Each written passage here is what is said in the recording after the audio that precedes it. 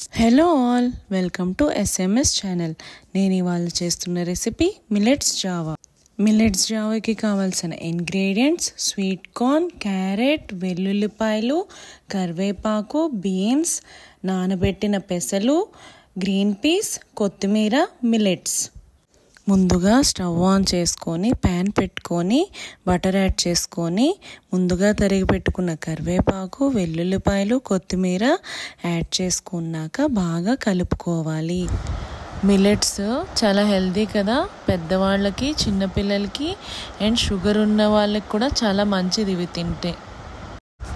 మనం కావాలనుకుంటే పుదీనా కూడా యాడ్ చేసుకోవచ్చు. యాడ్ చేసుకుంటే ఫ్లేవర్ చాలా బాగా వస్తుంది.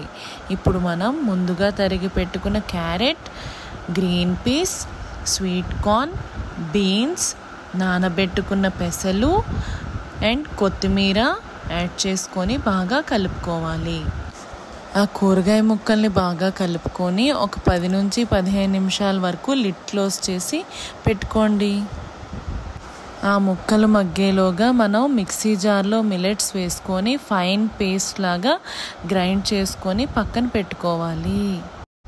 ఇప్పుడు ఆ కూరగాయ ముక్కలు బాగా ఉడికాయో లేదో చూసుకొని ముందుగా ప్రిపేర్ చేసుకున్న మిల్లెట్స్ పేస్ట్ని యాడ్ చేసుకొని బాగా కలిపి ఒక 10 to 15 మినిట్స్ మగ్గనివ్వాలి.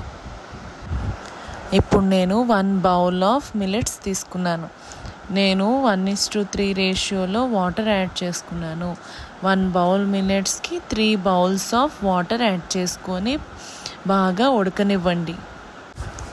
చూసారా, ఇక్కడ మనకి జావ కన్సిస్టెన్సీ చిక్కబడుతుంది. ఈ కన్సిస్టెన్సీ వచ్చే వరకు బాగా ఉడకనివ్వాలి. ఈ జావా ఇలా చిక్కగానే తింటేనే బాగుంటుందండి. మీకు కావాలంటే కొంచెం పల్చగా కూడా చేసి తినచ్చు. చూసారా, మన జావ రెడీ అయిపోయింది.